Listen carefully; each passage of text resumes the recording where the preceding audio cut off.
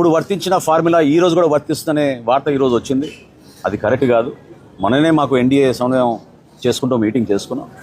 So రాబోయే రోజుల్లో మన బలబలాలని బట్టి, మన నాయకత్వాన్ని బట్టి, ఏ మున్సిపాలిటీలో, ఏ జిల్లాలో ఎక్కడ మనకి నాయకత్వం బాగా ఉందో వివిధ పార్టీని సమన్వయపరుచుకుంటూ Telugu Desam party, Janasena party, Bharatiya Janata party మూడు కూడా ఒక బాధ్యతతోటి క్షేత్రస్థాయిలో నిలబడిన నాయకత్వాన్ని గౌరవించుకుంటూ వాళ్ళకి అవకాశాలు కల్పించుకుంటూ తీసుకెళ్లాల్సిన అవసరం ఖచ్చితంగా ఉంటుంది.